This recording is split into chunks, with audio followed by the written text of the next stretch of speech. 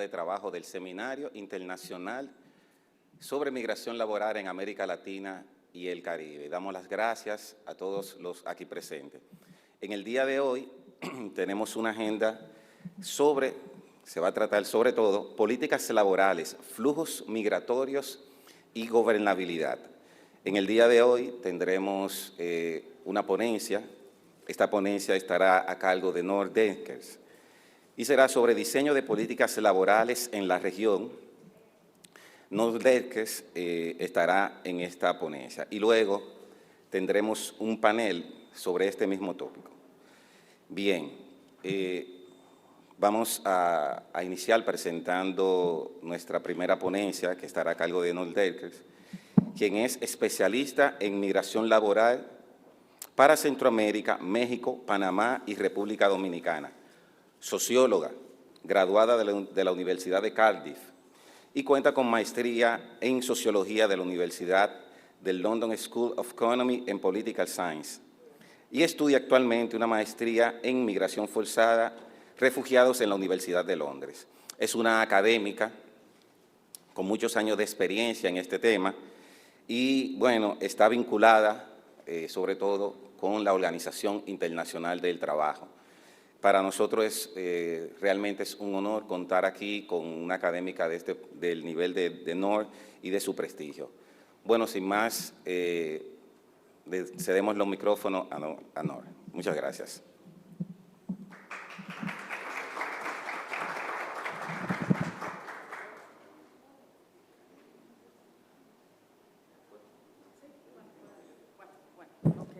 Bueno, buenos días nuevamente.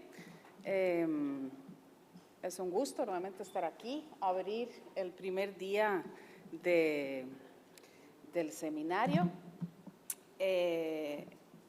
Y estaba preguntando por un micrófono flojo suelto para poder no estar tan estática aquí viéndoles, pero bueno, mientras se resuelve eso, yo les voy a hablar hoy, aunque el título en la agenda habla de las políticas laborales, yo me voy a enfocar en las políticas de… Ay, muchas gracias. Perdón, así me siento un poco más dinámica la intervención. Yo me voy a hablar más que todo de las políticas de migración laboral. Y justo por, bueno, todo lo que ya escuchamos ayer en la apertura y, bueno, siempre las conversaciones que uno tiene en este tipo de seminario, en el café, en el desayuno y todos esos espacios más informales, nos dimos cuenta y nos confirmó realmente que abrir este seminario con este tema, el diseño de la migración laboral, en esta situación, y eso es global, pero nos vamos a enfocar a América Latina, el Caribe, con flujos migratorios tan complejos, tan dinámicos, tan cambiantes y también, diríamos, impredecibles, ¿no? No sabemos qué nos espera el día de mañana. Nos encontramos a flujos con perfiles muy distintos, con nacionalidades, con niveles de educación, profesionales, no profesionales, de todo, y cambian todos los días, ¿no? Por eso escogimos caracterizar la situación de la migración en nuestra región de esta manera y, como les decía, confirma esa necesidad de ordenar, de organizar la migración laboral, que ya conversamos ayer sobre esa dimensión laboral, que es siempre más importante en el tema migratorio, de ordenar entre todos los actores que tenemos en rol en eso en los países y a nivel regional también. Bueno, para los gobiernos, eso lo hemos conversado también, me quedo todavía, perdón, en la filmina anterior.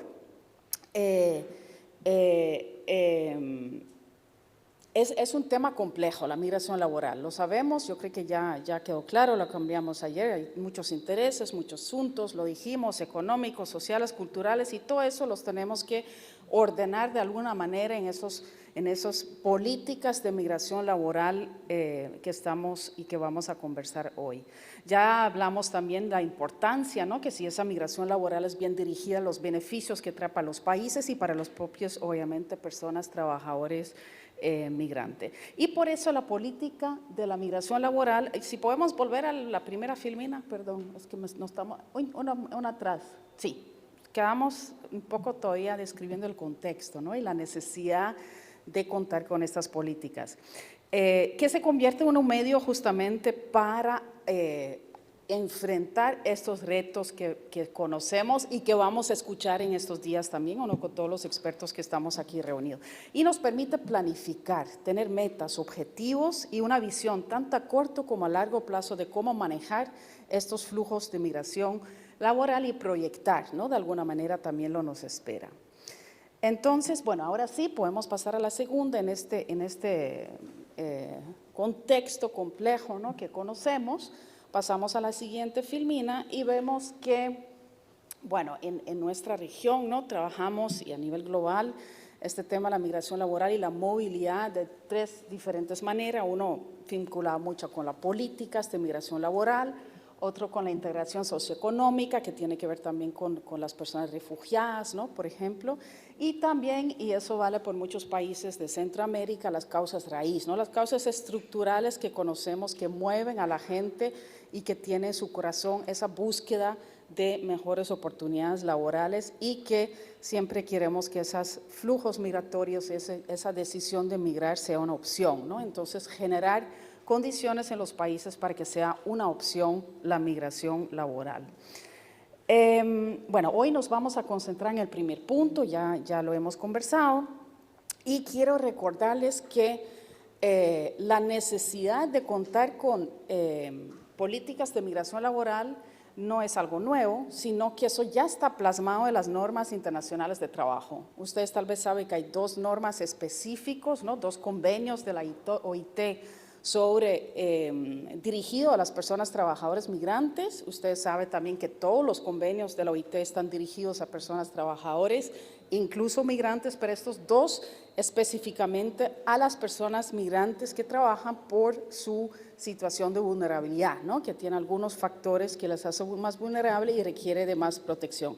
Esos dos convenios, el 97 y el 143, ya hablan de esa necesidad, uno es del 49, y el otro el 75, ya hablan de esa necesidad de contar con estos marcos regulatorios, ¿no? Estas políticas de migración laboral, y hablan de dos temas clave que deberían de incluir. Y uno es, que nos suena tal vez un poco obvio, pero no sobra decirlo, que tiene que responder a las necesidades económicas y sociales de los países de origen y de destino, y también los países de empleo, lo llama incluso, y que tiene que tomar en consideración no solo la necesidad de la mano de obra a corto plazo, pero también a largo plazo. Entonces, eso para contarles que no es algo nuevo lo que estamos hablando, ya ese llamado se ha hecho a los países de hacer este tipo de políticas y que tienen que estar ancladas en estas normas internacionales del trabajo. Bueno, si vemos la siguiente filmina, es un pantallazo de con quiénes deberíamos de trabajar, y hay más actores, por supuesto, incluso las propias personas migrantes y propias personas trabajadores que obviamente tienen que ser protagonistas de este tipo de proceso de construcción, que ahorita veremos un poco cómo sería. Y lo pongo tan explícito en la pantalla porque yo creo que hay muchos colegas aquí que están de acuerdo conmigo que nos encontramos en muchos espacios donde conversamos sobre la migración laboral y no vemos a estos actores en la mesa de discusión. No vemos que están invitados, tal vez no están invitados pero no participan. Entonces ahí nos queda una labor importante de fortalecer las capacidades, de concientizar sobre la importancia que los actores del mundo laboral estén en la mesa cuando se discute de temas laborales. Algo tan obvio, lamentablemente todavía es necesario decirlo, porque muchas veces pasa que no están ahí. Y ahí obviamente también incluye, y ustedes conocen la OIT, que es tripartito, que trabaja con los tres sectores, también las organizaciones de trabajadores, organizaciones de empleadores, tienen que ser parte de este proceso de construcción. Bueno, ¿qué es una política de migración laboral? Vamos a ver en la siguiente filmina aquí algunos rasgos de lo que tiene una política de migración laboral. Aquí lo podemos ver en la pantalla, ya le dije que es un medio, ¿no? Más que todo para los gobiernos de enfrentar las complejidades que vimos y también enfrentarse a contingencias como una que hemos vivido ahora, ¿no? Pero que puede ser una pandemia, un tema, una crisis sanitaria, pero también otro tipo, ¿no? De un conflicto, lo que mueve de alguna manera grandes grupos de personas y que nos obliga a estar preparados, ¿no? Y ya hemos visto durante la COVID que no siempre los países estamos preparados, ¿no?, para este tipo de crisis y de manejar y de gestionar, de gobernar la migración laboral en esos casos. Bueno, entonces, para resumir, es un marco regulatorio, ¿no?, que gestiona la movilidad, la migración laboral, la contratación y el empleo de las personas trabajadoras migrantes dentro y fuera del país, y también que tiene que incluir la reinserción de las personas trabajadoras migrantes cuando retornan a sus países, ¿no? Entonces, eso es en grandes rasgos lo que entendemos con una política de migración laboral. Bueno, ¿qué formato puede tomar? Lo podemos ver en la siguiente filmina. Yo creo que ahí todos tenemos ejemplos, ¿no? Incluso en República Dominicana, donde se elaboró un plan nacional, un plan de acción nacional sobre migración laboral en el marco de la mesa interinstitucional. Y no necesariamente tiene que ser, ese es el mensaje principal aquí, una política individual sobre migración laboral. Lo que vemos en varios países también es, por ejemplo, que la política de empleo, que obviamente lo vamos a ver más adelante, tiene que estar absolutamente vinculada con la política de migración. Vemos, por ejemplo, que se incluye en la política de empleo nacional del país un capítulo, un componente sobre la migración laboral, sobre la migración. Entonces ahí también se asegura esa coherencia entre esos temas, que es al final el objetivo de la política de la migración laboral, ¿no? Es organizar el aspecto laboral de la migración. Otra forma es también que dentro de la política migratoria, yo creo que les mencioné ayer ahí con los colegas de la OIM en Honduras, ¿no?, se está trabajando en una política migratoria y ahí estamos aportando para que también el componente laboral está iniciando apenas, hay un nuevo gobierno, pero hay ejemplos de este tipo en otros países, donde se asegura que dentro de la política migratoria está bien claro cómo se va a gestionar y gobernar la parte laboral. Entonces, hay diferentes maneras, ¿no?, según el contexto del país, según las necesidades del país, según el momento en que está y también qué objetivo tiene el país con este tipo de política, ¿no?, que es obviamente algo que puede ser muy diferente dependiendo de la situación, como ya les decía. Bueno, lo que sí hemos visto de estas políticas, lo que es importante, ¿no?, unos elementos clave es que tiene que tener, como cualquier política pública, objetivos, alcances, metas y medios. Tiene que tener una validación política, ¿no?, por supuesto. Tiene que promover la cooperación entre los países, porque ahí estamos hablando de un tema migratorio, ¿no?, de origen, tránsito y destino. Tiene que estar claro quién lidera esta política, ¿no?, quién tiene la autoridad administrativa o quién puede hacer el llamado a los otros ministerios, otros actores y todos los demás para su implementación. Y es muy recomendable que vaya acompañado de un plan de acción, ¿no?, que no se queda únicamente en la política como tal, pero sí que también se puede operativizar, ¿no? Yo creo que esas son claves para cualquier política pública que ustedes conocen.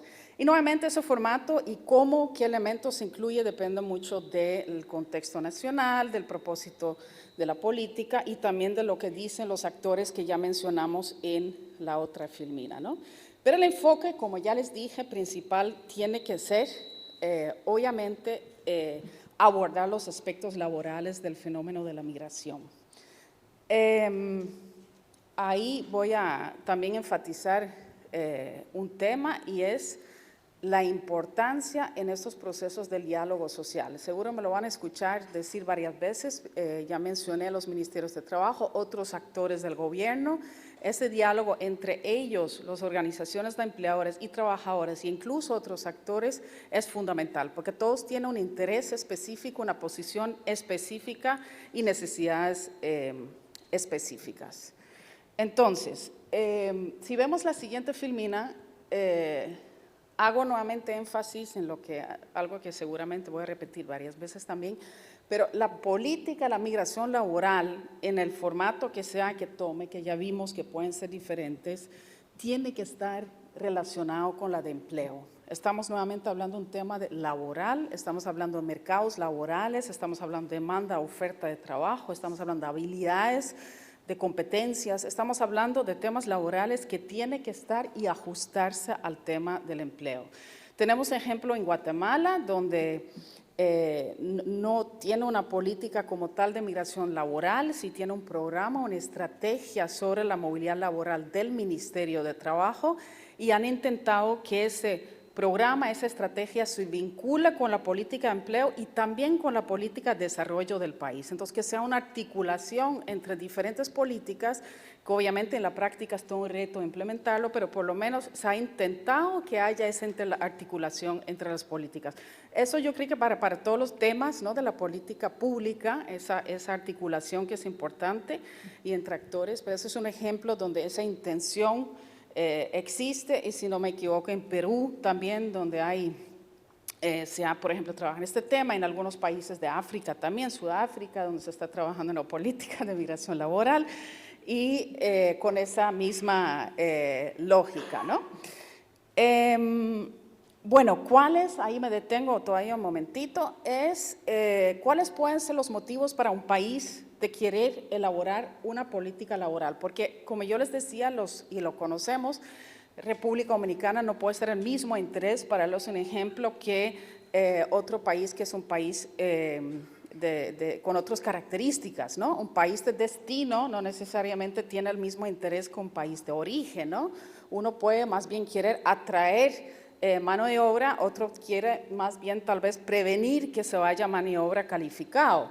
Otro puede tener un interés más restrictivo, que la gente, ¿no?, esa percepción que me vienen a quitar el trabajo de las personas del país, y otros más bien tienen una escasez de mano de obra y necesitan que lleguen personas de otros países para llenar, ¿no?, esa demanda del mercado laboral. Entonces ahí, dependiendo nuevamente de las características del país, pero también en tema político, obviamente le van a dar contenido a esta política. Si vemos la siguiente filmina, les pusimos en creo que sí, hay que darle varias veces clic, porque aquí viene el proceso, ¿no? Y nuevamente, como yo le decía, no difiere mucho de cualquier otra política pública, ¿no?, que cómo se construye esta política de migración laboral. Pero yo creo que nada más ahí destacar el primer paso, que obviamente primero hay que tener una voluntad política de hacerlo, ¿no? Entonces, igual lo podemos a nivel técnico desarrollar los planes y políticas que queremos, pero si no hay ese respaldo que realmente esto se va a aprobar y que esto se va a implementar, a lo mejor estamos perdiendo tiempo, ¿no?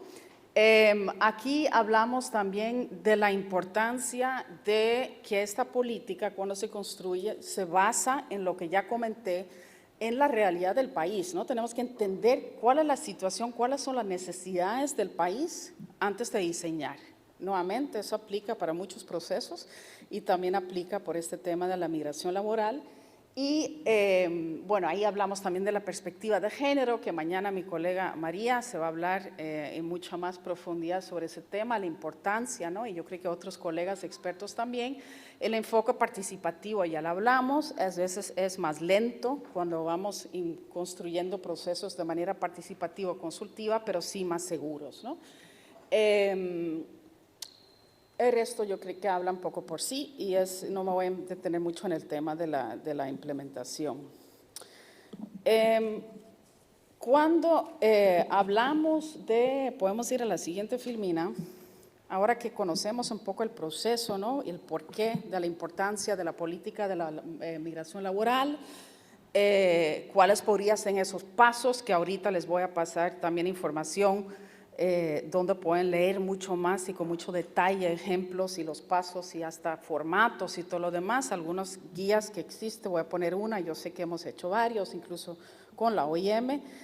Quería comentar cuáles son esos elementos clave, ¿no?, de algunos que podrían incluirse en una política de migración laboral, hablando del contenido. Entonces, cuando vemos el tema, lo dividimos en 4 temas: la gobernanza, la protección, el desarrollo y la movilidad. Cuando hablamos de la gobernanza, bueno, la capacidad, ya lo conversamos, ¿no? Hay que tener voluntad y capacidad para llevar a cabo este tipo de proceso. Ya hablamos de la importancia que se base en las normas, ¿no?, las normas internacionales de trabajo y otras normas que existen y convenios para la protección de las personas trabajadoras migrantes. Y lo digo nuevamente porque una política de migración laboral y los instrumentos y planes que se pueden derivar de ahí son ejemplos muy claros cómo aterrizarlo de las normas internacionales de trabajo, ¿no? Porque a veces lo vemos como algo un poco abstracto y algo como, bueno, ¿para qué puede servir eso si nadie tal vez los implementa? Bueno, estas son maneras muy claras y muy efectivas de poner en práctica lo que nos pide, ¿no? Y lo que el llamado que hace o nos obliga a hacer los convenios. Bueno, ahí hablamos nuevamente de los temas de género, ¿no? Y que tenemos que tomar en cuenta cómo impacta, y nuevamente no me detengo porque yo sé que otros expertos van a hablar de esto. Bueno, el tema protección, van a ser la lista, es mucho más larga, y ahí en la siguiente filmina quiero destacar también varios temas de que ahí estamos hablando de esa protección en todo el ciclo migratorio. Entonces, hablando un poco ejemplos de Centroamérica, ¿no? Se está viendo mucho esa necesidad, por ejemplo, en los países del norte, Triángulo Norte, de fortalecer a las personas trabajadoras que participen, por ejemplo, en esquemas de movilidad laboral antes de su salida. Sabemos que eso ya se hace, pero hay una necesidad percibida que ellos conozcan mucho mejor cuáles son sus derechos, tanto en el país de origen como en el país de destino, dónde tengo que acudir, ¿no? Cuando yo voy a un país y no conozco la legislación, me violan un derecho en la empresa donde trabajo, ¿qué hago, no? ¿A quién llamo? ¿Cómo hago? Y no siempre los ministerios de trabajo en los países de origen tienen esa capacidad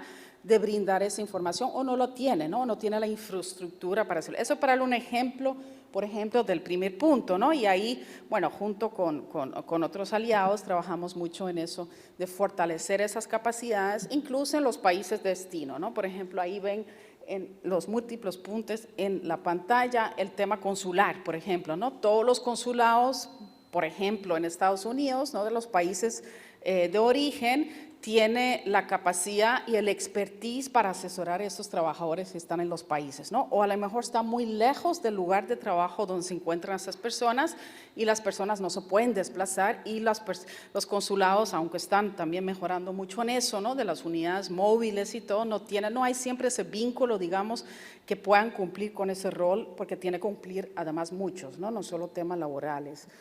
Bueno, hago bastante énfasis en ese tema, el acceso, ¿no? A la información y la justicia para las personas trabajadoras, porque es un tema muy integral y importante y donde se necesita la voz de las organizaciones de trabajadores para incluir de manera adecuada sus necesidades en una política, ¿no? Ahí vimos, por ejemplo, para darles otro ejemplo, que sabemos que existen muchos centros de recursos, ¿no? Para personas migrantes en la región, que son absolutamente muy útiles. Nosotros hemos trabajado complementando esa modalidad en centros de recursos específicamente para personas migrantes que trabajan, ¿no? O que buscan trabajo. Ahí tenemos un centro que hemos apoyado, liderado por un sindicato en Tijuana, por ejemplo, que cuando viene otro tipo, ¿no? de solicitud lo transmiten a otros servicios públicos, y este centro participó activamente en la formulación de una política de movilidad laboral para el estado de Baja California, ¿no? Otro ejemplo como donde entre muchos actores y aplicando realmente como muchas maneras y acciones se puede elaborar una política.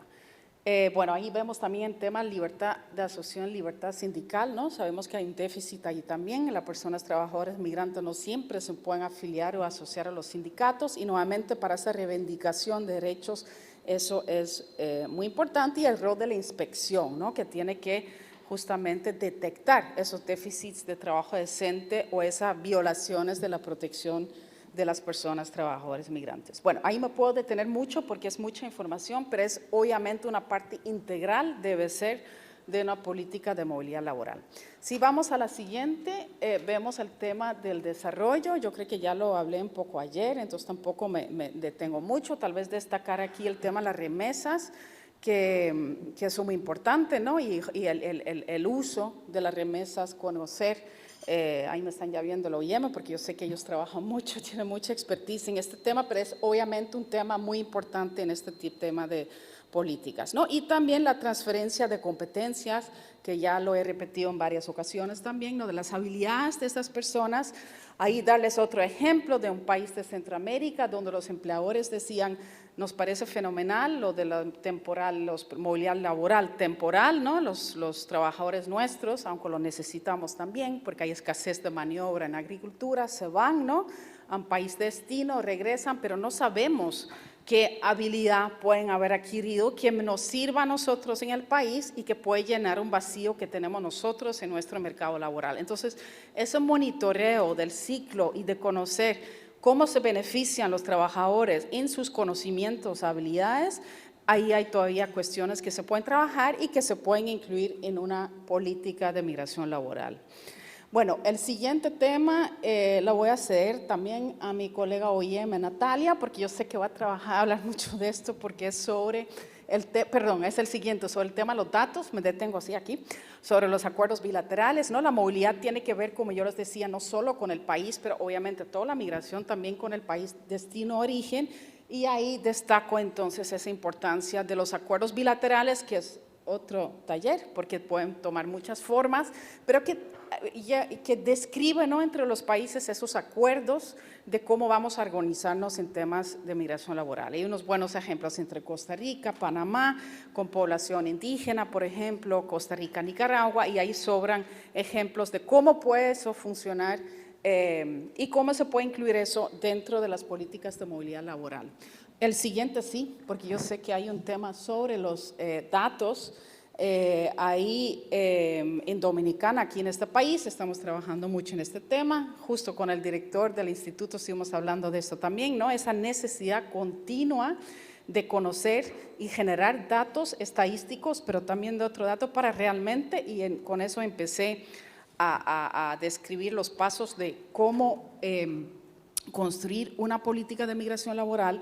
Tenemos que entender primero cuál fenómeno estamos abordando, ¿no? Si no conocemos el problema y continuamente y de manera permanente generamos datos tanto sobre migración como el mercado de empleo, no podemos cumplir con ese objetivo de la política de migración laboral, que nuevamente es abordar el enfoque laboral de la migración, ¿no? Y hacer que esta demanda y oferta de los mercados laborales hagan match. Entonces, bueno, yo sí sé que hay el panel que vamos a tener hablando ampliamente sobre ese tema, porque en ese tema trabajamos diferentes organizaciones, ¿no?, en conjunto para asegurar que eso ocurra y que no sea y que sea permanente, ¿no? Como decíamos, que es muchas veces el desafío, ¿no? Que no hacemos fotografías de vez en cuando, pero que tengamos esa información de manera permanente.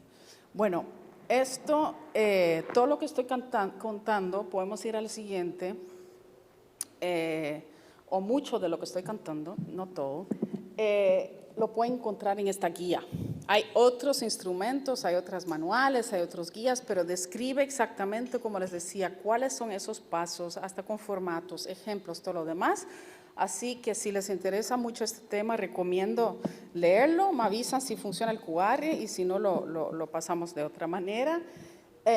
Y yo lo quería dejar aquí porque yo sé que muchos de los temas que yo he tocado lo vamos a profundizar en los otros paneles, pero nos pareció muy importante enmarcar, ¿no?, todo esto lo que vamos a conversar en esa necesidad de contar con este tipo de marco en el formato que sea, que nos ayuda a ordenar, identificar responsables, medir también si lo que estamos proponiendo está funcionando y ajustarlo según, y ahí vuelvo a la primera Fermina, esa situación tan compleja, cambiante, dinámica, ¿no?, y a veces también impredecible que encontramos en nuestros países de la región.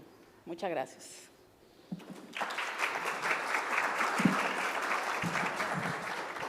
Bien, muchas gracias, Anol, por esta excelente presentación sobre políticas laborales y políticas migratorias, en las que no solamente se observa las políticas como un mecanismo regulatorio, sino sobre todo como un medio para afrontar retos, para afrontar dificultades en torno a un conjunto de elementos, inclusive que ella señaló, como son gobernanza, protección, movilidad, en ese sentido. Un elemento que también me gustaría destacar para luego dar paso a la sección de preguntas y respuestas, y que me llamó mucho la atención, es este tema de la articulación entre políticas migratorias, políticas laborales y desarrollo. Yo creo que esto es un aspecto interesante que se destaca en toda esta ponencia. Bueno, ahora tenemos la sección de preguntas y respuestas. Yo tengo una pregunta, pero no sé si la hago primero o dejo que lo haga de los demás. Si alguien tiene alguna pregunta, bien.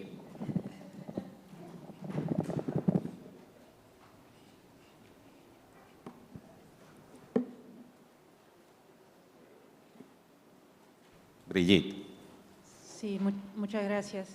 ¿Me escuchan? Sí, perfectamente. Okay. Sí, mi nombre es Brigitte Wooden, soy de OVMICA, y la pregunta es la siguiente.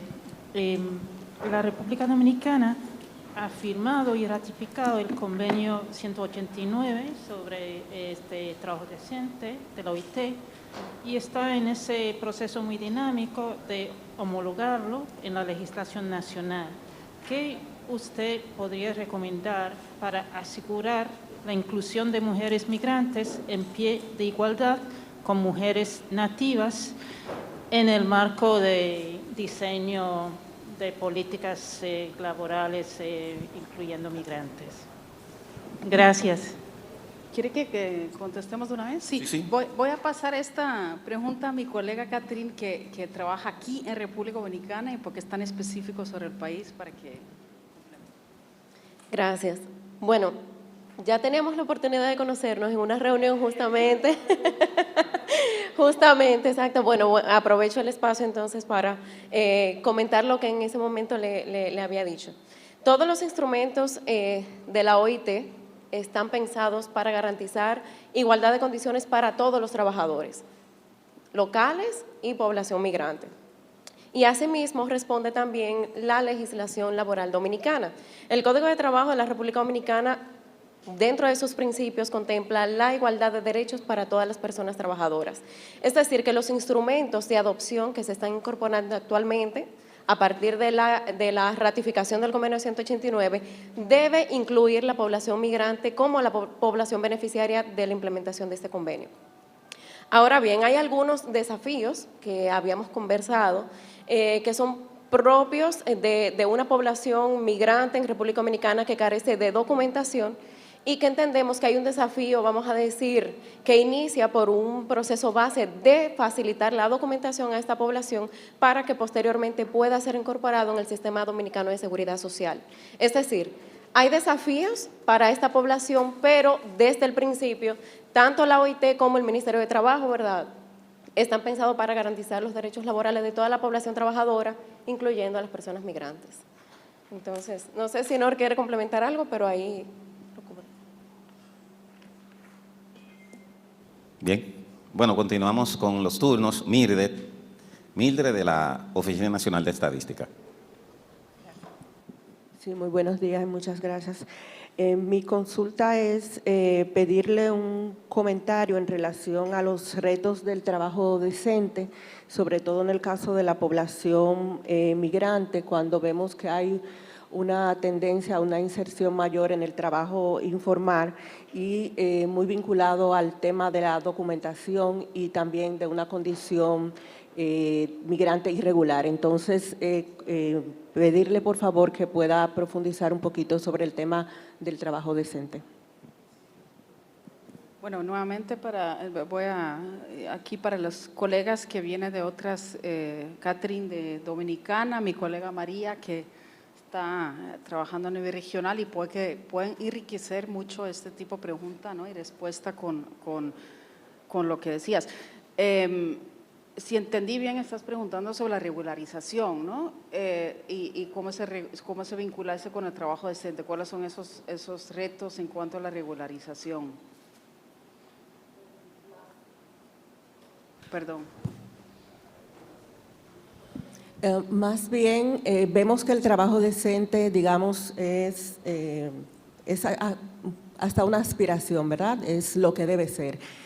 Por todo lo que conlleva en materia de protección de las personas, no solamente la población migrante, inclusive la población nativa, pero vemos que en un escenario donde la población migrante suele insertarse más en trabajo informal, pero también hay una vinculación con una falta de documentación, es ver cómo afrontar esos retos para lograr llegar a un trabajo decente ante un escenario que realmente contiene muchos elementos que van en contra de poder llegar hacia allá.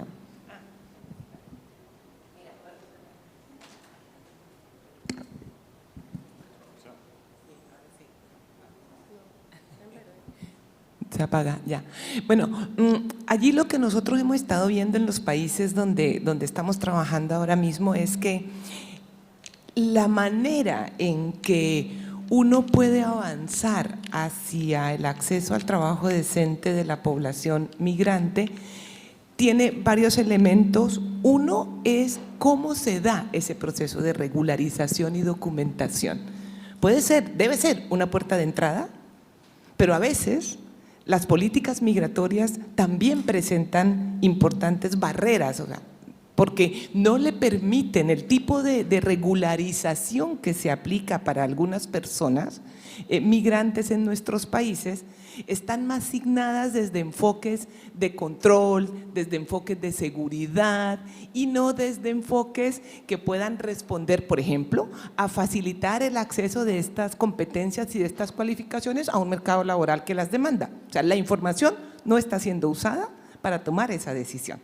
Ahí, por ejemplo, el rol de los institutos de estadística es clave, aportarnos información sobre esas demandas del mercado de trabajo pueden hacer que las políticas y las propuestas de regularización de nuestros países sean más coherentes con eso y entonces avanzamos en un proceso de inserción de estas personas migrantes de maneras y por canales formales.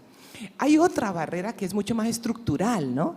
Y es nuestros propios mercados de trabajo, es decir, los mercados de trabajo en nuestros países son altamente informales para nosotros mismos y para nosotras mismas que vivimos ahí. Entonces, las personas migrantes que tienen un conjunto de exposiciones y de vulnerabilidades mayores por llegar a un mercado de trabajo desconocido, porque carecen de redes de apoyo y soporte, ¿no? Y por sus propios temas de documentación, pues enfrentan unas barreras del mismo tipo agravadas, ¿no? Entonces, todos los esfuerzos que nosotros hagamos en los niveles nacionales por transitar hacia la formalidad, la transición hacia la formalidad, y esto es un objetivo clave de la OIT a raíz de nuestras recomendaciones asociadas a la Declaración del Centenario, esa transición a la formalidad será clave, tanto para el mercado laboral local como para una inserción en condiciones de trabajo decente de estas personas. Y ahí hay, además, por último, solo complementar, hay grupos especialmente vulnerables, ¿no? Ayer nos lo decía Jürgen, jóvenes y mujeres. Ahí viene una atracción agravada, digamos, al que tenemos que prestarle una especial atención en términos de oferta de servicios, en términos de información desagregada, que no tenemos todo lo que necesitamos saber de estos dos grupos para poder responder mejor. Ahí hay un desafío bien importante. Entonces, otra vez, para nacionales y para migrantes, ¿no? Entonces, creo que por ahí podríamos estar encontrando algunas respuestas y en esa línea estamos trabajando con ustedes mismos, ¿no? Con las oficinas de estadística y con otros socios. Bien, ¿alguien más? Miguel Macías.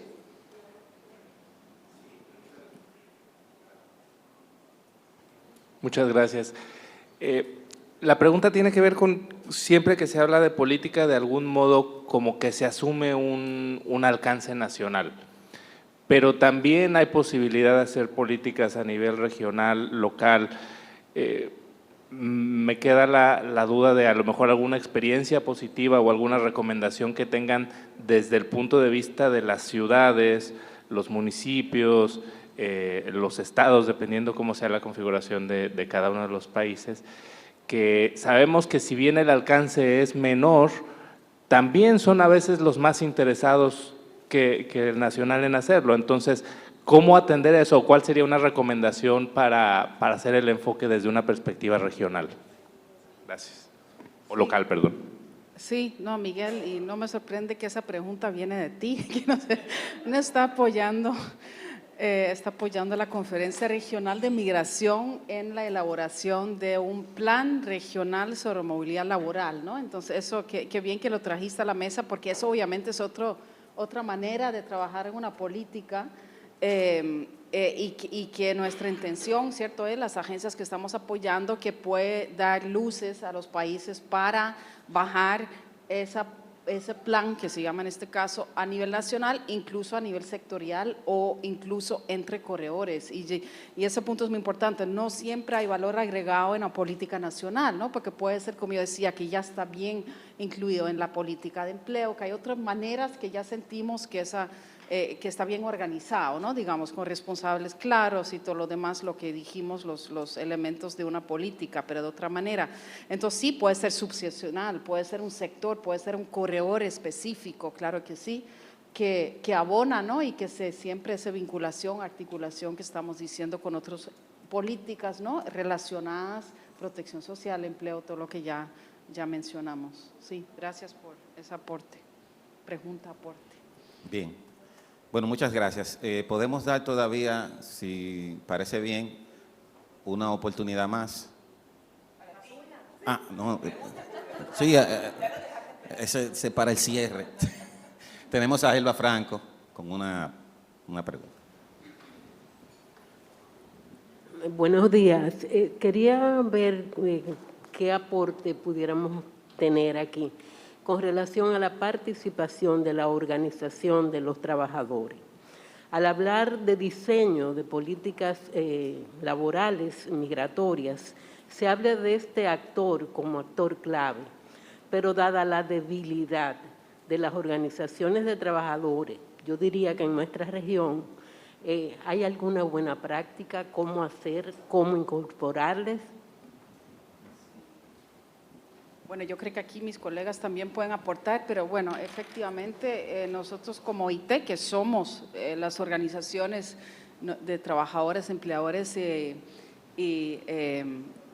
gobiernos, bueno, yo aquí colegas pueden dar fe hasta el cansancio, insistimos en la necesidad de incluir, ¿no? La obligación de incluir a las organizaciones de trabajadores por todas las razones, más que todo en la protección, pero también en tres temas que yo mencioné, ¿no? Los propios trabajadores son los que detectan los temas, que conocen cuáles son los desafíos, que tiene esa relación directa con las personas, trabajadores migrantes, y lo que nosotros apoyamos en la región, entre muchos ejemplos, el centro que yo les mencioné de recursos para personas migrantes, trabajadores migrantes en Tijuana, y hay otro en San Marcos, en Guatemala, liderado por sindicatos, ¿no? Que creemos que eso da cierta sostenibilidad, confianza también, ¿no? Para las personas de acudir.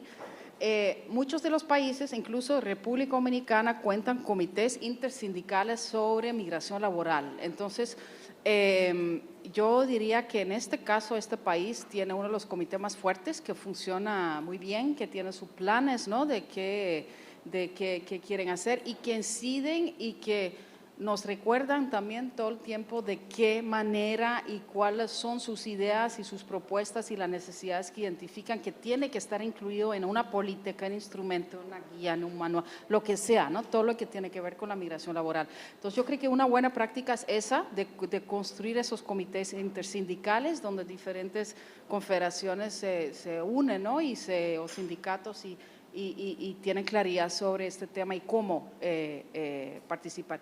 No sé si María, tú tienes de otro país otro ejemplo. Sí.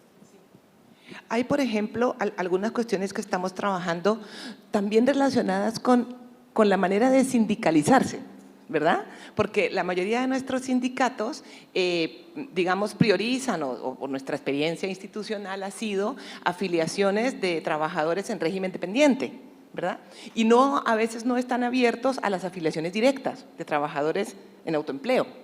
Y resulta que las poblaciones migrantes están en autoempleo. Entonces, por ejemplo, hay ejercicios, por ejemplo, en algunos sindicatos argentinos, de ampliar y fortalecer mucho más las líneas de afiliación directa. Porque al afiliarme yo directamente y no tener que hacerlo, ¿no? Por mi característica de trabajadora dependiente, pues permito también que mi agenda de autoempleo esté mejor reflejada en la agenda sindical. Eso por una parte. Y por otra parte hay una combinatoria de experiencias relacionada con el apoyo a la organización sindical de trabajadores migrantes, no de manera independiente para crear, digamos, sindicatos de trabajadores o trabajadoras migrantes, sino para incorporar esa agenda en la agenda sindical, apoyar la capacitación, la formación, la sensibilización. Y es clave el rol sindical aquí, porque una gran debilidad de las personas que nos movemos, ¿no? O sea, yo soy persona migrante también, es tú llegas a un universo, a un sitio que no conoces, no sabes las reglas de juego, tú en tu país las sabes, las tácitas y las explícitas, y las tácitas son muchas veces más importantes y más definitorias, ¿no?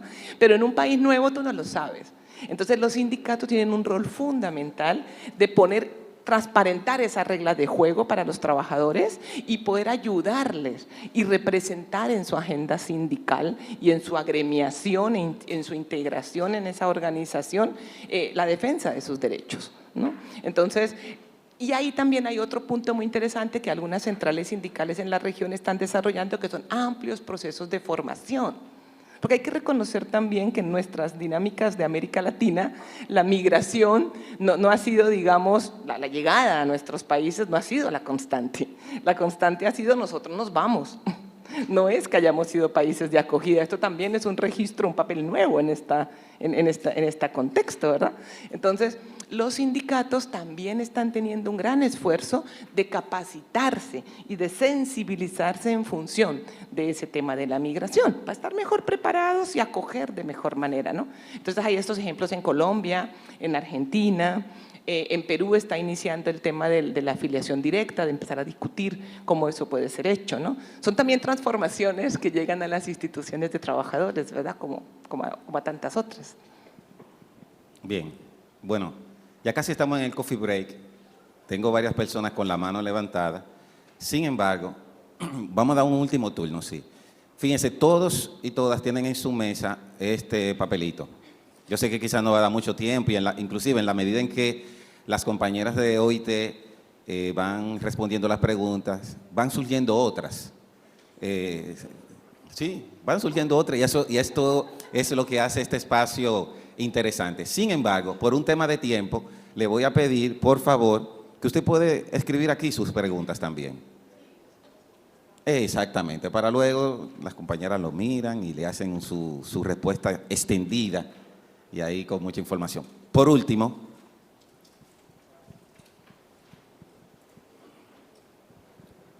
buenos días. César Antonio Soto de la Confederación Nacional de Unidad Sindical, CENUS. Con relación al tema de los trabajadores migrantes en República Dominicana, primero aclarar que en nuestra confederación hay una secretaría para este tema y que no está el que la trabaja, que es el compañero Pablo Martínez, porque está fuera del país. Entonces yo estoy taponeando, él es el que domina el tema. Pero en República Dominicana, aunque hay algunos países, por ejemplo de Latinoamérica, donde a veces el trabajador migrante debe estar certificado o avalado por los sindicatos para poder laborar. Eso no se da en República Dominicana. Aquí hay trabajadores migrantes en todas las áreas de la economía y estamos juntos, dominicanos y extranjeros de diferentes nacionalidades. Y lo más natural es que sea así. En el caso de nosotros, las organizaciones sindicales, somos afiliados a organizaciones internacionales como la CCA, la CCI, que se practica esto de que como se mueve el capital en el mundo, nos movemos los trabajadores. Nosotros también somos trabajadores migrantes. Entonces, en el mundo, habemos, en el caso de dominicanos, usted en el más remoto país usted se encuentra un dominicano que está trabajando también. Entonces, queríamos decir eso. La relación de trabajadores migrantes y dominicanos aquí es esencialmente de camaradería y no se ha reportado ni se reporta todavía donde haya incidente entre trabajadores. Como pueden haber entre dominicanos y dominicanos a veces, quizás por la competencia del trabajo, pero no porque sea migrante. Gracias. Bien, muchas gracias. Bueno, ahora están invitados todas y todos a pasar a un coffee break, 15 minutos y regresamos entonces con el panel sobre políticas laborales y migratorias. Nos vemos en unos minutos.